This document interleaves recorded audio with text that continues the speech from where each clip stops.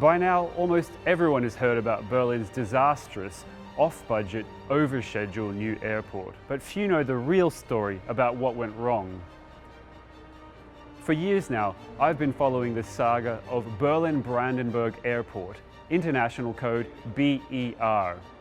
How could such incompetence and corruption happen here in Germany, a country famed for its efficiency? Why did it take Berlin 12 years and more than 6.5 billion euros, 10 times the original budget, to finish this airport? Here's the full story of what went wrong at BER. When planners began working on the new airport concept back in the 1990s, they drew up a list of 7 possible locations. Politicians picked the bottom of the list, Schönefeld Airfield, 16 kilometers from the city center. A whole village had to be relocated to make way for the new terminal. A district was constructed with hundreds of homes for the displaced residents at a cost of 80 million euros. Elsewhere, almost 10% of the budget of the airport has been spent noise-proofing homes under the flight path. No night flights are allowed here, and there's no room for expansion. Any of the other locations would have been wiser. The architect who designed BER hates airport shopping. Meinhard von Gerkan is the star-architect of Berlin. He wrote a book in which he raged against the moldification of airports. Most passengers have no desire to buy anything. Why should I have to drag around 2 bottles of overpriced whiskey in a plastic bag like a beggar? Meinhard von Gerkan and his partner designed Berlin's old, much-loved Tegel Airport back in the 1960s. 4 decades later, they were commissioned to build this new airport.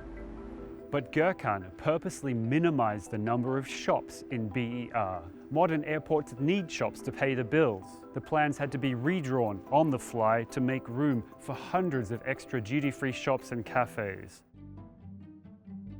9 months after construction had started, the city's politicians realized the new airport would be too small.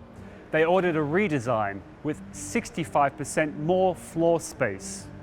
The city's mayor demanded new boarding gates for the giant A380 aircraft, even though no airline had ever said they wanted to bring the giant planes to Berlin.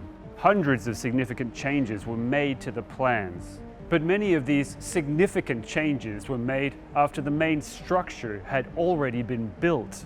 Results-based building contracts were torn up. Contractors began charging by the hour instead of by the job. BER became a bottomless money pit.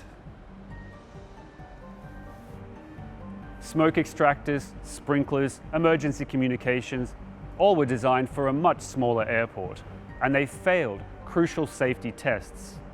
In 2012, just before the planned opening, a review found that BER was only 56% service ready. The proposed solution was called a human-machine interface. Hundreds of workers were to stand guard around the clock to watch for fires and operate emergency doors. Politicians approved this plan. They were busy getting ready for a grand opening party to be attended by Chancellor Angela Merkel with a live TV coverage. It took one regional bureaucrat to stop the nonsense. He refused to sign the crucial safety certificate. With weeks to go, the grand opening was cancelled. BER was declared a failure. BER has been built twice, the first time badly, the second time slowly. After the 2012 cancellation, more than 150,000 errors were found on site. Builders had to renovate a brand new construction. Thousands of kilometers of cables had to be torn out and reinstalled. Hundreds of fire safety walls were torn down and rebuilt. Lightning rods were installed for the first time. Builders said they spent much of their time doing nothing at all. Here's what one insider had to tell us. If you want to do nothing, it was relatively easy. If you want to do a lot, you could try. In the end, the plan changes again.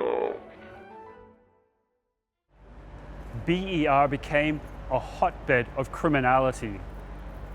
Workers were stealing material, such as copper.